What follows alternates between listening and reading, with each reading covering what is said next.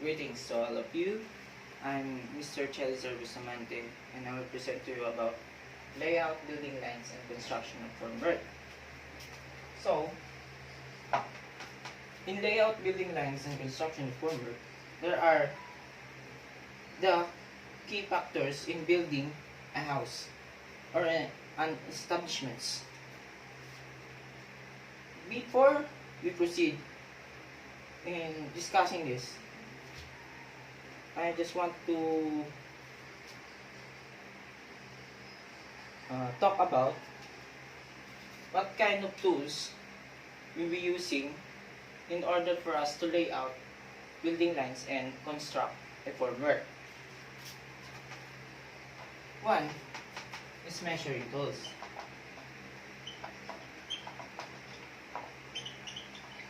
We all know about measuring tools.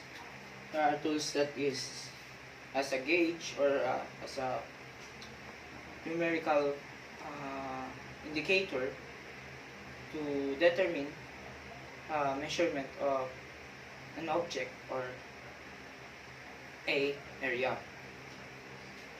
Next one is testing tool.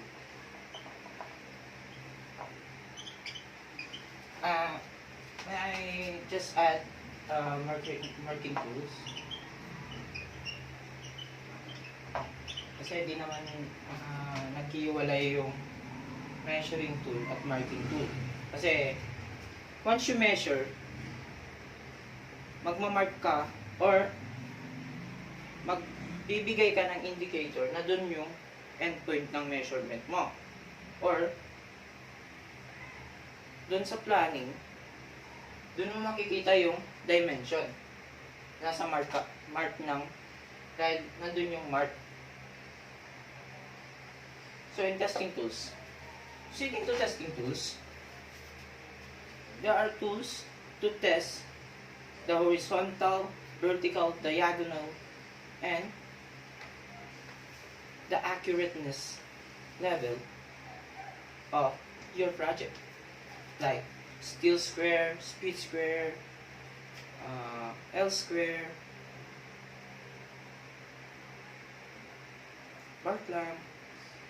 bar lamps na may bubble shop, tapos cost level, and so on, na pinagtetest natin for the horizontalness or the verticalness. Tapos nandito rin yung driving tools.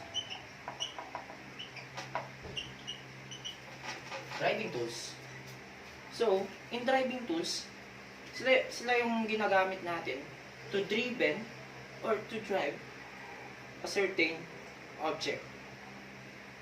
Or ito yung ginagamit natin pang-upo or pang-tighten ng isang object or screw.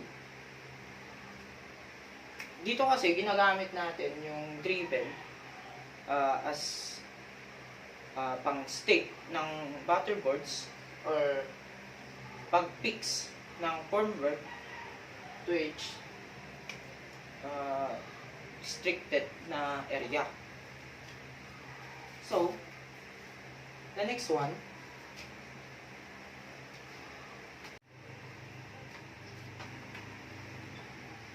is cutting tools. So, cutting tools. There are types ng cutting tools na ginagamit natin manually or minsan electronic based na tayo, which is yung mga cylinder type na papasok mo lang yung kahoy, mapuputol na siya. Pero for this topic, ito yung pinaka una nating gagamitin in order for us to make or to cut a lumber or woods na gagamitin natin to stake out building lines and construction of formwork. Tapos, ang susunod naman is polo. Ito kasi ginagamit to sharpen the edges of a ball or butter boards. Mamaya papakita ko sa inyo kung bakit siya ginagamit. At what is the use kung bakit sinasharpen yung edge ng butter boards.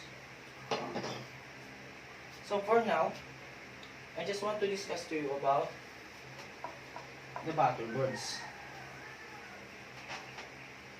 So, if you can see, this is the constructed layout of a butter board. So, you can see, guys, stick out na layout ng butter boards. So, ganito kasi siya. Pag nag-stick out ka ng butter boards, dapat yung ito yung butter boards.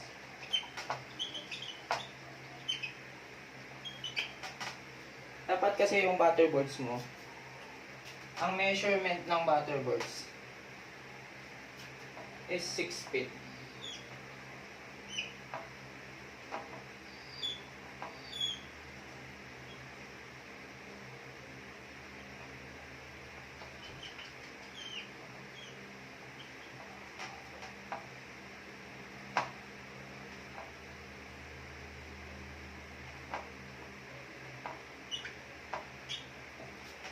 GL stands for ground line.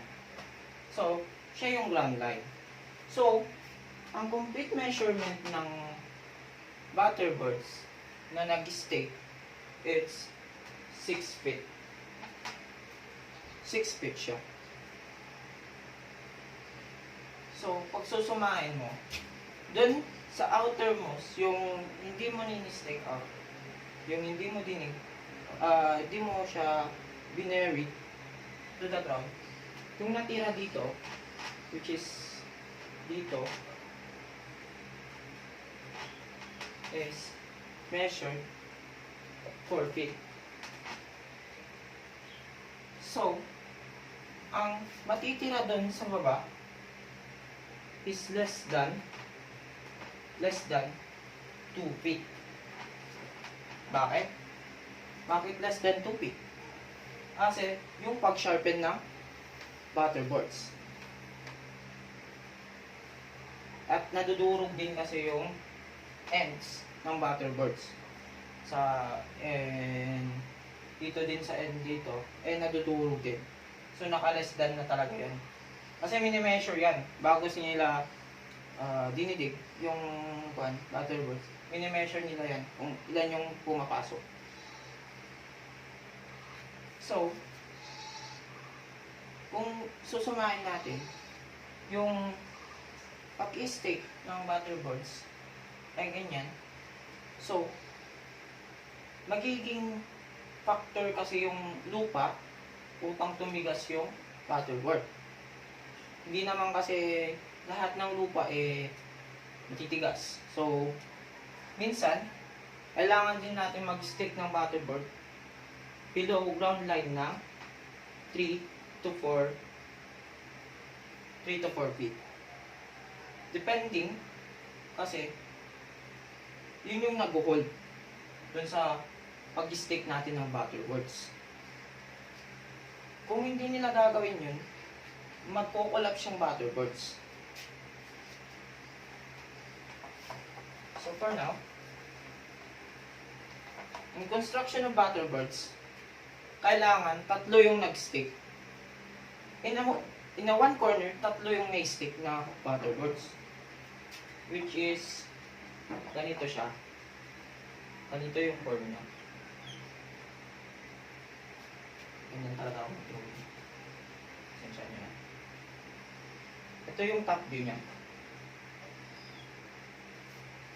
So, ganyan.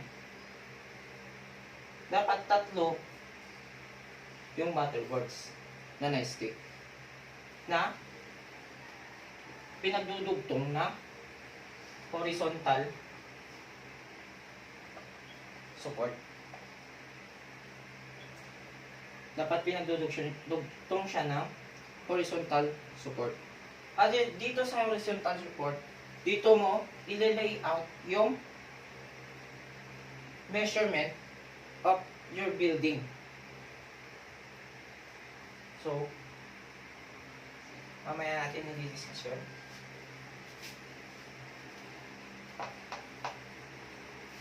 Tapos, wag lang tayong mag-stick dun sa one na stake out na building butterboards. Bale, ganyan siya. Huwag lang tayong mag-stick dyan sa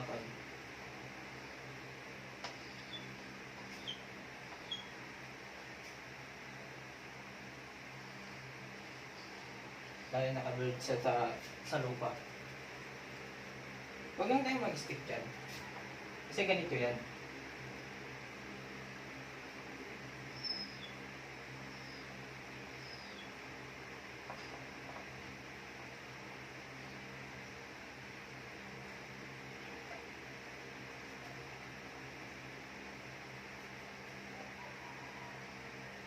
So, ganyan yan.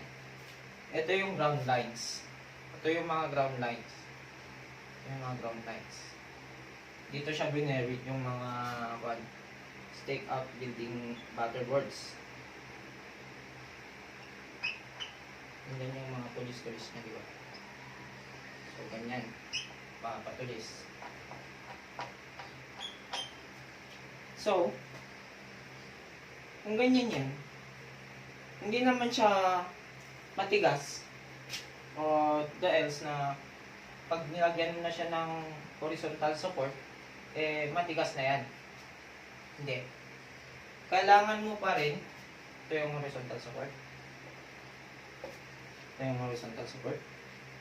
Hindi naman necessary na sinasabi ko na gamitin mo rin yung diagonal support. Kasi, minsan kasi hindi nila ginagamit yun. Kasi matigas kasi yung lupa na ginagamit nila in other countries. Pero for us, Filipinos, mas maganda kasi sa atin na ginagamit natin yung diagonal support, which is depending kung ano yung papatigasin mo sa kanila, which is etong side na to or the middle side. This is the representation or a miniature exactly na staked layout of a building butterboards. So, ito yung tatlong butterboards na sinasabi ko, which is staked at your layout position. So, pag nilagay mo na yung horizontal na support niya, isusunod mo ngayon yung diagonal support upang hindi na siya gagalaw. Meron yung chance ang gagalaw, pero mas maganda na to kesa yung wala siyang diagonal support, kasi nagagalaw din natin yan. Pag nagtatrabaho na tayo, di magagalaw din natin yan. Hindi siya mag-a-align. So, that is the use of a diagonal support. So, let's go now to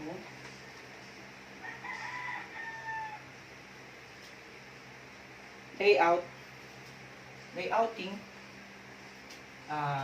butterboards. Paano na magle-layout yan? So, in layouting butterboards, ganito siya.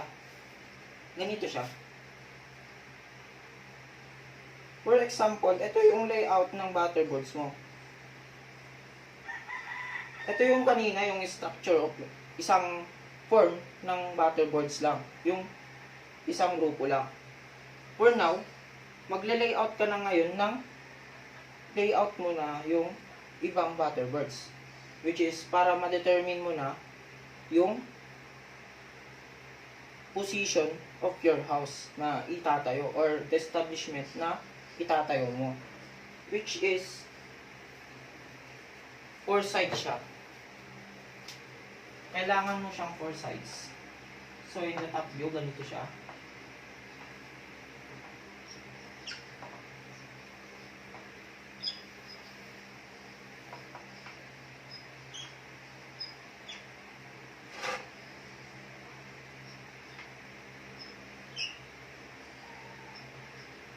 So, ganyan. Bale, na-layout mo na. Tapos, yung mga horizontal support niya, nailagay mo na rin.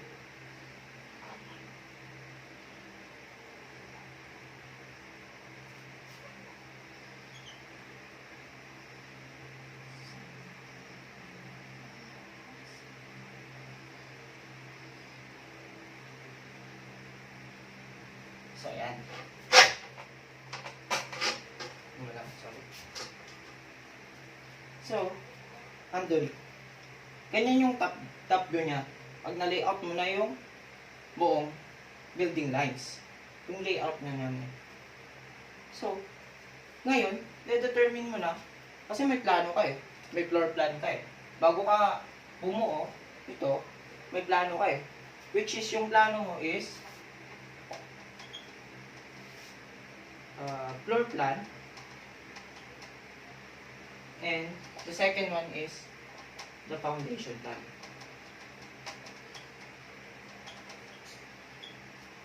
So yan yung mga unang plano mo before ka nagsettle na gumawa or nag-stick ng mga butterboards. At meron pang isa, yung is electrical and plumbing.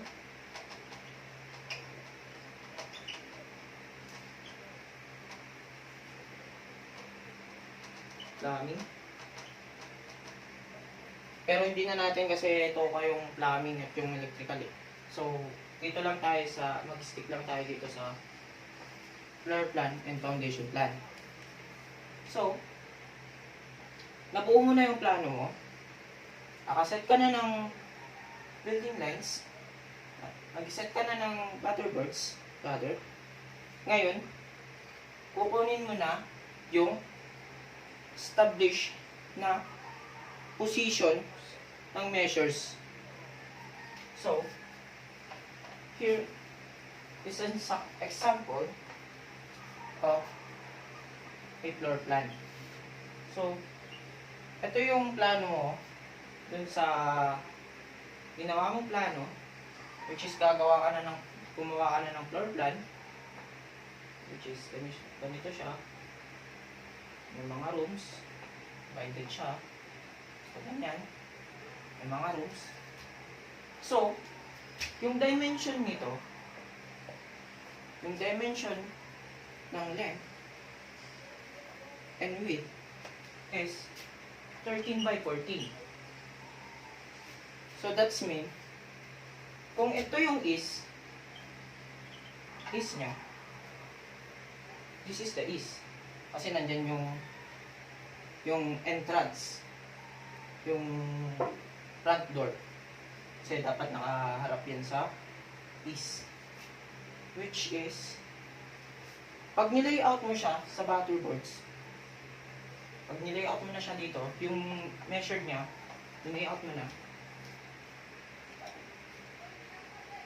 Di ba, 13 by 14. Mag-establish ka ngayon ng unang point. Dito ka mag-start. Kasi nandito yung is. Ito yung is mo. Bale, ganito siya.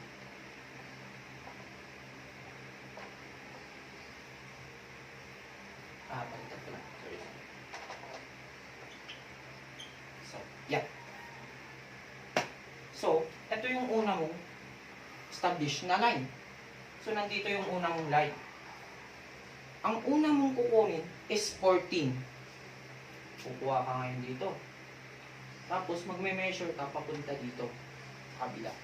Which is, yan yung measurement na 14. So, nandun na yung 14, di ba?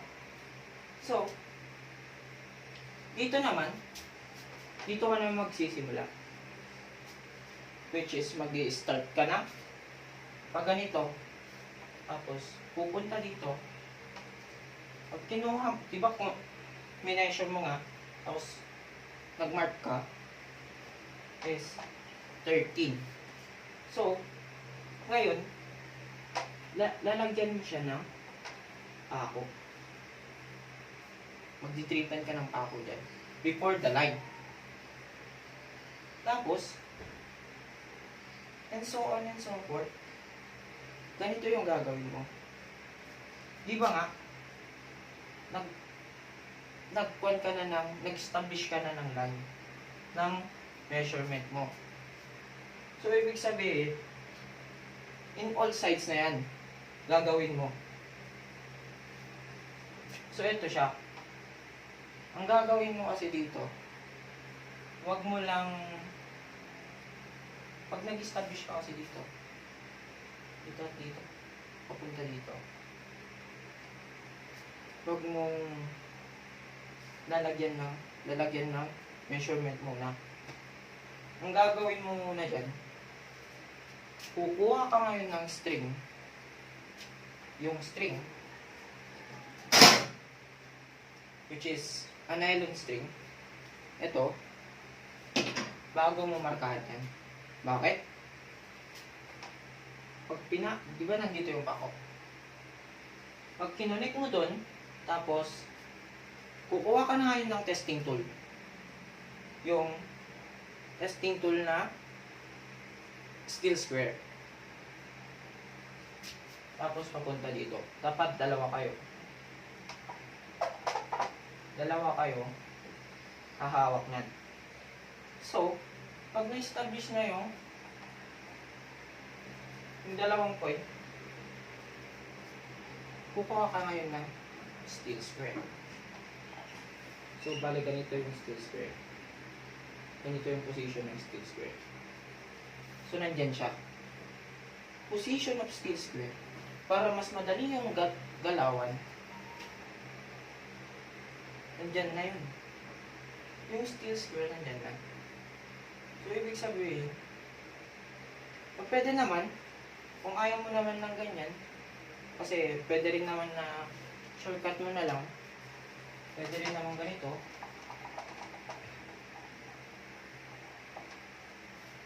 Diba?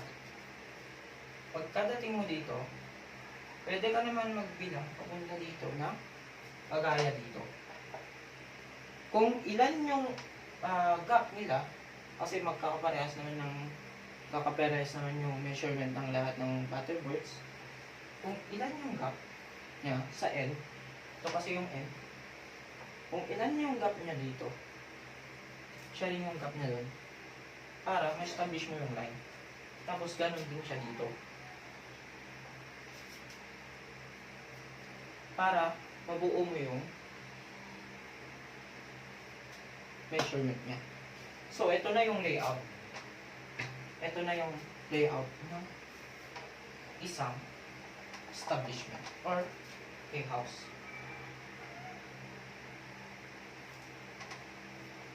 So, kung ito na yung establishment line, ang gagawin mo una is to check the accuracy. Paano? Ano natin gagawin yung checking? So, kung sa math problem, may mga theories, dito naman, hindi siya theories.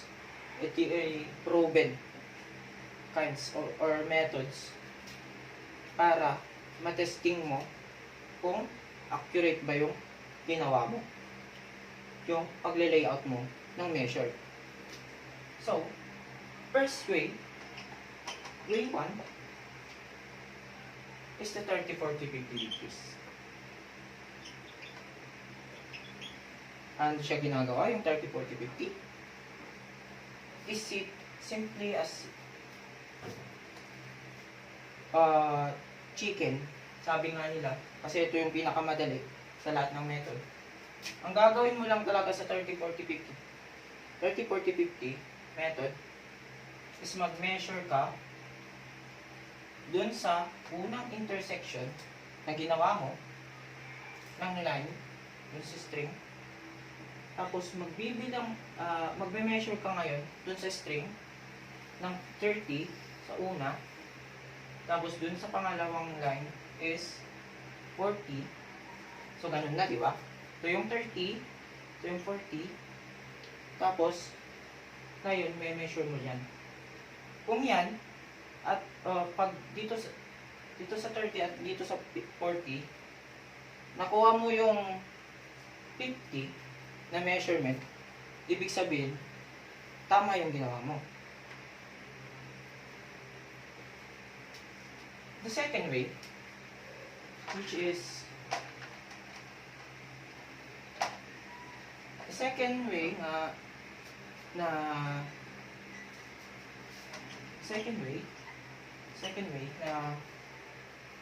method na tuturo ko is yung pinaka mahirap, yung X method. So yung X method, ano ba yung X method? So yung X method, yung X mo, pasa yun. Okay? So yung X method. So, mag-stick ka ngayon ng panibagong butterboards. Saan? Dito sa intersection ng point ng line. Mag-stick ka ngayon dyan. Diba? Mag-intersect. Doon sa intersection. Mag-stick ka ng panibagong butterboards. Ano naman gamit niyan? Ang gamit naman yan, ikukuha ka ng pako dun sa intersection. Kung ganito yung intersection ng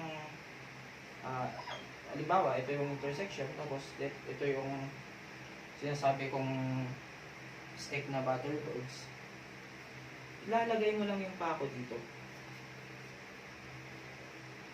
Tapos, ang rule niyan, ganito. Ito. Pag ito, nilagyan mo na ng pako dito, all sides, gagamit ka ngayon ng nylon string. Ito, pinakamahirap kasi talaga. Kasi mahirap talagang i-determine kung accurate pa siya. Depending kasi dun sa pulso ng tao yan. Kasi, pag lulugtungin mo yan, kaya nga, X method.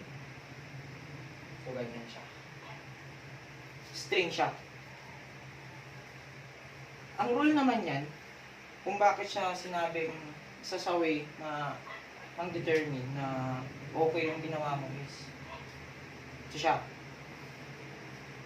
Try to measure ito, dito sa starting point mo, hanggang dito sa middle point mo. Pag mineasure mo siya, tapos ang lumabas is same dito sa point na to, sa side na to, kung ito is same as itong side na to, tama yung ginawa mo. Pero meron pang isang factor. Pag ito at ito hindi nagtugma, ibig sabihin hindi pwede. Kailangan talaga na pag tama na tong isa, dapat dito tama din. Para yung one mo, yung pag-stick mo ng building lines is accurate. Pero di naman natin masasabi na accurate yung ginagawa natin. Minsan talaga nagkakamali. Pero sa pagkakaalam ko kasi, ang pagkakamali lang na ginagawa or kino-consider yung assessing or performance task na ginagamit dito is either 0.3 to point. Yung 0.3 is malala na yun. 0.1 to 0.3. Ito is acceptable. Acceptable. Siya yung acceptable. Pero yung 0.4 to point and so on na others na, hindi na yan siya acceptable. Kasi yung 0.1 to 0.3, pwede mo pa siyang i-align. Ito yung sinasabi natin, kunting adjustment lang. Baka yung pako na baliko lang, gano'n, pwede mo siyang itama lang. Ganun mo siya konti, or pupukin mo siya konti, gano'n lang. or yung string, may nalukot lang na part yung string. Kaya, may certain na nag-iba yung measurement niya. Pero pag naging 4 to so on, hindi na pwede yun. Kasi, ikaw ba naman yung bahay mo magiging ganyan, no? Dun sa corner niya, magiging tagilid. Gusto mo ba yun? Hindi naman pwede yun. So, kailangan din natin na hindi man siya perfectong square, pero perfecto yung align niya, yung pagkaka-layout niya. Pero, sumasakto naman. Kung hindi naman siya sumusobra at hindi naman siya napukulang. Kahit ng X mo, napukulang, kaya ganyan, iluwan ka. So, ayan. Nice. So, the third way na, this is the third way. Yung method na, pinaka-the best talagang method. And, pagkuha, kasi yun yung pinaka-accurate. Ito yung pinaka-accurate talaga. Based on my experience, ito yung pinaka-accurate.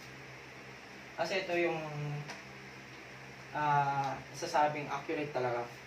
Dito, kailangan mo ng tools. Which is lambab. Tapos, mag-i-stick ka ngayon.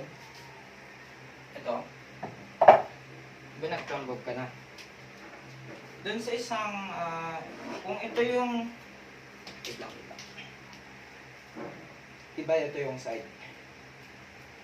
Ganyan siya. Establish mo na yung point dito. Ito yung point. Kung ito yung intersection, dito sa part na to, huhulog ka ngayon ng lambab dito. Straight to the ground. Huwag mong i-dent sa one, pero dapat hindi siya gumagalaw na para ma-establish mo yung point kung saan ka mag-i-establish ulit ng paddleboards. Bakit? Kasi kukuha ka ngayon ng paddleboards, lalagay ka ng paddleboards dyan, i-align mo siya dito to the line, tapos gagamit ka ng L-square. So, yan. Pag nalagay mo na yung L-square dun sa sinet mong paddleboards, ganyan yung magiging result niya. So, ito yung L-square.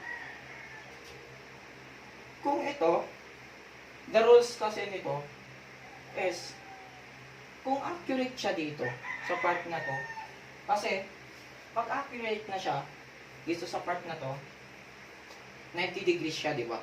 Kasi square nga. 90 degrees. Pag nag-accurate siya dito ng 90 degrees, ibig sabihin sa susunod na side niya, accurate din siya. Bakit ko nasabi? Kasi, ito yung starting point niya. Dito nang mula lahat ng measurements. So, ibig sabihin, kung nag-measure ka dito, hanggang dito, mula dito, hanggang dito, accurate yun. Dito, hanggang dito, accurate yun. So, nag-measure ka ulit ng mga iba pa dyan, ibig sabihin, accurate yun. Kasi dito yung starting point niya eh. Pag measure mo siya of 90 degrees, ibig sabihin, accurate siya. Pero, minsan, sa katagalan ng tools natin, nagmamalfunction din yan. So, ang pinaka-the best, in this method, huwag kang gumamit ng tools. Gumamit ka ng plywood. Alam nyo ba, trivia lang kasi ito. Trivia. Sabi ng latest, yung dati namin na naging teacher or our trainer na ang pinaka-the best daw na testing tool in layout of building lines is plywood na 3/4 na yung di pa ginagalaw, yung kabibili lang, yung hindi pa siya na moisturean ng init, hindi pa siya na nababasa. Why? Kasi accurate yung size nun. Accurate yun. Pag tinis mo siya dito, tinis mo siya, ito yung plywood, di ba? Ito yung plywood. Pag tinis mo siya doon sa layout, doon sa isang side, ganun din siya. Ito, kailangan mo lang talaga dito yung perfecto yung pagtingin mo sa kanya. Siyempre, hindi, yung pagtingin mo na straight yung ginawa mo. Dito ka mag-rely dun sa straightness ng isang side ng plywood. Pag nakita mo yung straight siya, pupunta ka na dito sa kabila, which is makita mong straight. So, yan. Perfect yung ginawa mo. Pero pag mayroong kunting tagilid lang, okay lang naman kung ganyan lang. Kahit ganyan yung pagtingin niya sa akin, bali mo pa rin. So, ayun.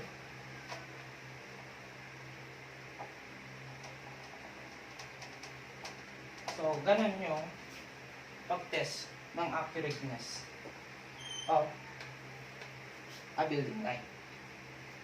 Pag nasubukan mo na yung accurateness na at napatunayan mo naman na hindi ka nagkamali sa pagpili sa kanya, ay sa pag-layout mo ng building lines, ngayon mo na gagawin mo na yung pagdidig for the foundation and placing yung column, the forms of column. Ito siya. So, ito yung column mo, the four side column. Ito yung mga column mo. Ito yung four side column mo. Ito yung columns mo. Ito yun.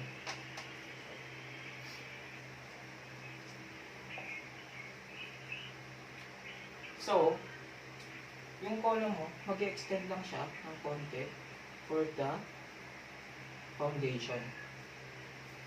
Depending kung gaano ka-wide yung foundation mo. Ito yung foundation na ididig mo. Bago na kayo kung gaano ka-deep yung pagmamahal mo o yung pagdig mo ng foundation.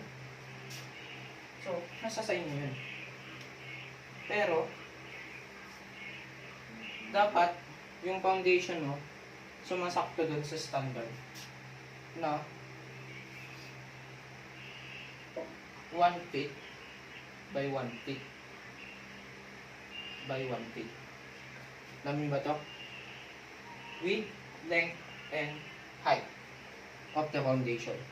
Dapat yung width, length, at height ng foundation mo is 1 by 1 by 1. Bakit? Kasi kailangan mo siyang ma-establish ng box. Kasi yung column mo is malapit siyang mag-box. Kasi kung yung column mo, yung gagamitin mo yung standard, which is 20 by 30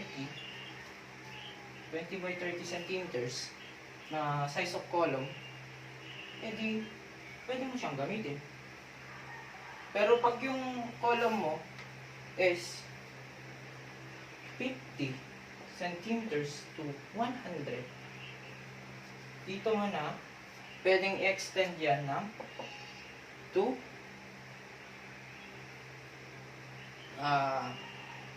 pwede namang sabihin natin, pwede na rin natin sabihin na gawin na lang yung foundation na parang karugtong na dun sa flooring niya. Flooring puting niya.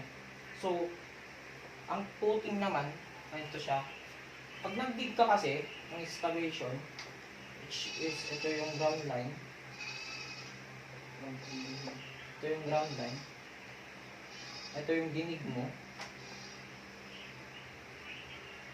Ito yung excavate na part mo. Ito yung excavate na part mo. Ipe-place mo kasi yung foundation mo dito. Sa side na to. Kasi, for accurate, pampatibay ng yung column mo, pampatibay sa column mo. Pero pwede naman na straight yan na column. Why? Pwede naman kasing i-coating mo siya. Which is, i-cement mo siya with reinforcement bars. Dito. Less gastos ka na kasi coating na siya. Kasi magpo-coating ka rin eh. Pag nag-foundation ka, magpo-coating ka rin.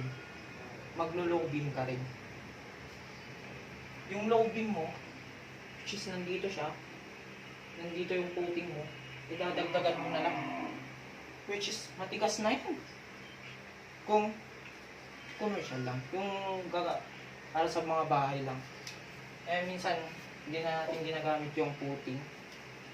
Hindi na rin natin ginagamit yung foundation. Gumagamit na lang tayo na which is pag nandito yung pan mo, ground line mo, ang ginagamit na lang nila is the foundation na parang siyang bin. Ganito siya. Straight siya sa lupa. Para siyang board. Low beam. Yan yung low beam. Ito yung ground line mo. Nakapatong ngayon yung column mo. Sa barigan. Yan yung mangyayari.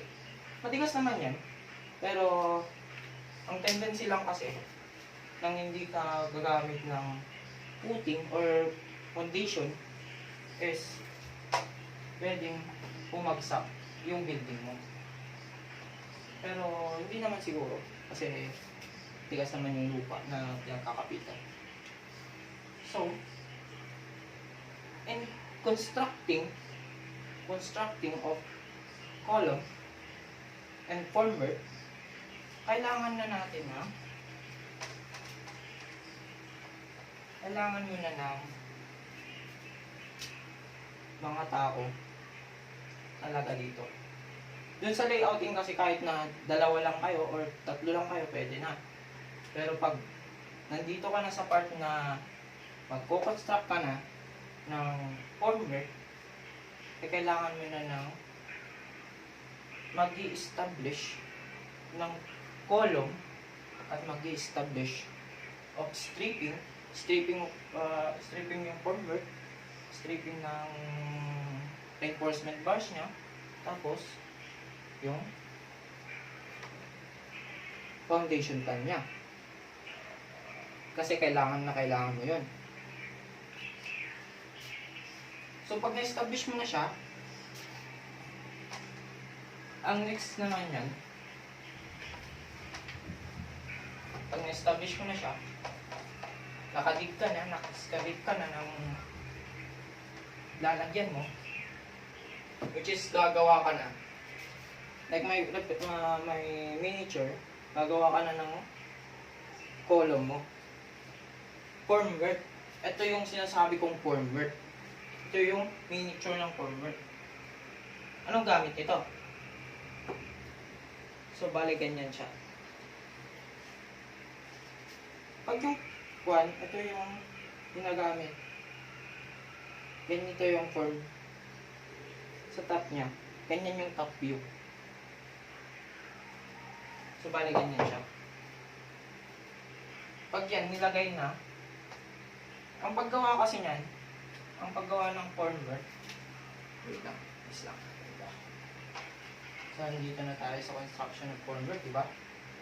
Construction of formwork kasi, pag yung formwork,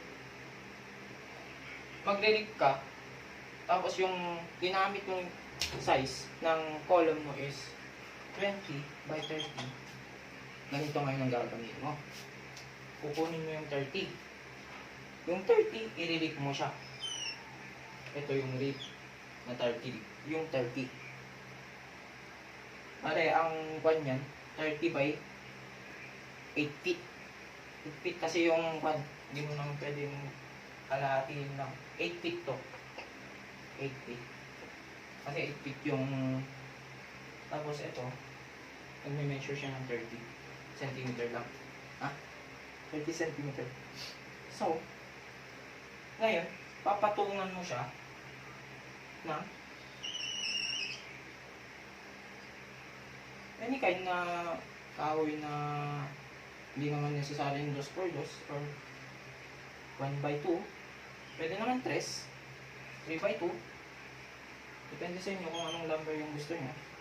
Basta ang pinakamaganda, yan. Gagamitan mo siya ngayon ng vertical support para pagkapitan mamaya no, ididikit natin. So ito siya. Tapos maglalagay ka din ng horizontal support. Ang gamit naman yan para di mag-move yung vertical support niya. So ganyan na siya. Ito yung 30. Ngayon, ano naman natin gagawin yung 20? Huwag mong gagawin yung 20 na exactly 20. Dapat consider mo yung size of or thickness of the lumber and yung plywood na gagamitin mo. Bakit? Kasi itatapal mo siya ngayon. Itatapal mo siya. So, ang gagawin mo, so, yung 20 na, consider mo yung size of lumber. Kung sabihin na natin yung size of lumber is 2x2, which is yung thickness nun is, kung i-convert natin sa centimeter is 5 cm yata. Hindi ako nagkakamali, 5 cm. Tapos, yung thickness naman ng pan, which is ito yung sabi ko, 2x2, di ba? 2 inches. I-convert mo sa centimeter. So, nagiging 5 cm. So, ito naman, 1/4 inches pa rin yan. I-convert mo ngayon yan sa centimeter. So, ang magiging kwan yan, labas niyan, either 0.5 or 0.6 cm yan. Kung hindi ako nagkakamali. Which is, pag pinagdugtong mo yan, 0.5 or 0.6 cm plus 5 cm, magiging 5.6 cm siya. Diba? Tutuplay mo ngayon yan. Kasi, double side. Centimeter. So, ito yan. 6 sa 6, magiging 12. So, 11.2 centimeter. Yung idadagdag mo. Pag dadagdagan mo, dun sa 20 part niya, yung column. Bakit? Ganito siya. Pag nilip mo na yung column, which is ganyan, ang layer niyan, eto, dito sa part niya to, wait lang, bakit lang lagyan ng line. Lagyan lang natin ng measurement. So, dito sa part na to, this is 20 cm. Diba? Tapos, etong part na to, which is yung pinakamaliit na part, is 6.6 cm. 0.6 cm yung mga yan. Tapos, dito sa part na to, which is yung lumber, which is the 5 cm. Dito rin sa part na to, 5 cm. Kaya, nung nirip mo siya, pinagsama-sama mo, 20, 30, 31.2. So, ang nirip mo, 31.2 centimeter by 8 feet. So, ganyan yun. Tapos, yung isa naman, which is, sinabi ko kanina na, 30 centimeter by 8 feet. So, eto ngayon yung measure ng column mo na i-relieve mo. So, now, nung narip mo siya, na-establish mo na siya, ang gagawin mo ngayon, dun sa part na sinabi kong, ito yung column, ay, ito yung board na sinabi ko, di ba nandyan na yung 1? Lalagyan mo ulit yun ng vertical support. Lalagyan mo ng vertical support. Para magdikit sila mamaya. So, ganito siya. Ang form niyan, so, ito yan.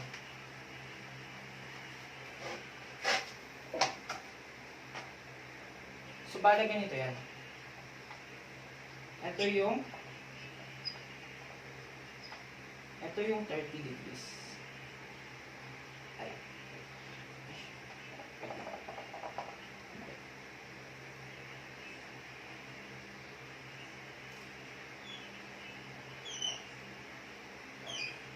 Ito yung 30. Ito yung mga 30 na ginawa mong formwork. Top view siya. Ito yung top view. Ito yung top view niya. Ito yung ginawa mong 30. So yung 40 na, ay yung ginawa mong 30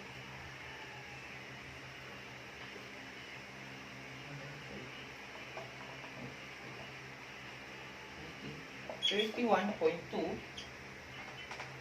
centimeter. Ito yung, di ba, ito yung 30 centimeter. Yung 31.2 centimeter, itatapal mo ngayon siya. Di ba ganyan siya ngayon? Kanina. Tapos nandyan yung horizontal support niya. So, ganyan. So, ganyan na siya. Ganyan na yung top view niya. Which is, ito yung 31.2 centimeter. Ito kasi may mga support pa siya. Kaya may mga support pa siya. So, ganyan. Pag ganito na yung situation mo, ang gagawin mo na lang is patitigasin mo siya. Paano? You need to fix it by driving a nail papunta dito, papasok para makumpak. Kung alam mo hindi pa siya enough, maghanap ka ng iba. Hindi. Pag hindi siya enough para sa'yo na hindi pa siya strong, ito yung gagawin mo. Kukuha ka ng horizontal support mo dito on both side. Tapos, gagawa ka ngayon at mag-driven ka ng vertical support dito. Both side din. Yan. Tapos, ang mangyayari ganito. Kuha ka ngayon ng horizontal support dito. O, yun. Diyan na. Yan yung horizontal support na. Ay, yung vertical support na ito. Horizontal support na ito. Kukuha ka ng mga horizontal support, which is nakapatong yan. Dito, papatong mo kasi yan. Papatong mo. Ayun. Nakapatong yan. For extra. Yun. Nakapatong siya. So, ito, i-driven mo siya dito. Para din gumalaw. Tapos isa-isa. Pag pinako mo siya dito, ipapako mo dun. Yun yung unang step para di siya gumalaw. Tapos pag pinako mo na siya dito, hindi na siya mag-move. For the top. Ganon din yung gagawin mo in the middle at dun sa baba. Para di na bumalaw yung formwork mo. Pero for extra, pwede ka namang dagdag ng mga diagonal support. Sabi ko nga, kung hindi ka pa talaga satisfied sa strengthen your formwork, magdagdag ka ng mga horizontal support. Kasi yung mga horizontal support na yan, kakailangan dun the next na gagawa ka ng formwork dun sa kabilang. Dito sa kabilang part ng layout. So, ganun yun. So, hope guys na naintindihan nyo yung discussion ko. And thank you for all your cooperation in my topic. At I just want to say na ito pala yung di ko na ipakita kanina, which is the layout. Ito nga nakikita nyo yung X method. Ito yung kasi yung pinakapan at yung squareness method na ginagawa ko yung pagkukan na measurement. Ayan na siya. Ito yung simpler plan or layout na gagawin mo. So, hopefully guys na may naintindihan kayo. And for addendum, gusto ko lang sabihin sa inyo na pagpaplano ng building is kakibat din yan na paggagastos. Ay ikukuhan ko na lang kung paano mag-disform ng formwork. Kasi minsan kasi pag sa construction firm na kakalimutan na natin na yung mga cost ng materials na ginagamit natin, which is tinatapon natin, yung parang dinedestroy na natin siya, which is not good. Dapat maging recyclable tayo. Pag nasa construction field tayo, construction yun, pwede natin i-recycle yung mga pwede pa. Huwag natin iuwi yung mga pwede pa. Huwag natin iuwi pag construction men ka. Kasi, yan, magagamit mo din yan sa susunod pang gagawin nyo sa construction. Which is, ang pag-disform naman ng formwork, kung ano, yung last na pinabit mo dun sa formwork, yun yung una mong aalisin. Reverse lang. Ganun ang pag-establish at mag-disassemble ng formwork. Mag-construct ng formwork, tapos kakalasin mo siya, tapos a-assemblein mo siya doon sa kabila na layout. Ano lang, para more na makakatipid ka na, nare-recycle mo pa yun. Hindi yung gagawa ka ng formwork dito sa kabila, tapos gagawa ka na naman dun sa kabila. Less of time. Why not disform mo siya, yung isang ginawa mo, disform mo siya, tapos siya din yung gamitin mo dun sa kabila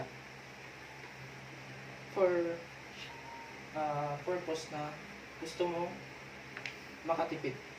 Hindi lang yan, will help na mapapadali yung oras. Kasi ginagamit natin yan time and cost of material. At yan yung kalaban natin sa paggawa niya. Time and cost of material. Kasi yung time, andyan lang yan. Hindi natin pinapalagan yung time. Nandito lang tayo nakapokus sa cost. Pero di natin pinapalagan yung time. Minsan, alagaan natin yung time. wag yung cost. Kasi ganyan yan eh. Pag mahalaga sa'yo yung cost, di mahalaga din sa'yo yung time. Di mahalaga sa'yo yung time, mahalaga din sa'yo yung cost. Kasi, nagre-recycle. Pag nasa construction firm ka kasi, you need also to consider the time frame before doing such a project. Ang time frame mo, gumagalaw. Gumagalaw din yung cost mo. Pag nagkamali ka, time frame. Nasaan yung time frame mo dun? Pag nagkamali ka, galaw yung cost mo. Dadagdag, mag-i-increase. So, ibig sabihin, ang pagtatrabaho ay ino-consider mo tong dalawa. Time, cost. And sa pagtatrabaho, hindi na puro knowledge at skills yung pinapatupad dito. Dapat marunong din tayo sa attitude. So, that's all for today, class. Hope you learn a lot from my lesson for today. In our next lesson, we will be tackling how to make a frame. So, ito na yung one. Kasi yung diniscuss ko ngayon is NC2, which is rough carpentry. Siya yung rough carpentry. Ang i-discuss ko naman sa next is NC1, which is woodworking. Siya yung woodworking. Tapos, ito kasi yung mga levels. NC3 naman, which is the furniture making. Ito yung pinakamahirap. Furniture. Finishing kasi siya. Kaya mahirap yan. Kaya, so guys, do you have any infos or any queries? Just consult to the link, and I will show you what my topic is all about. And this is all about my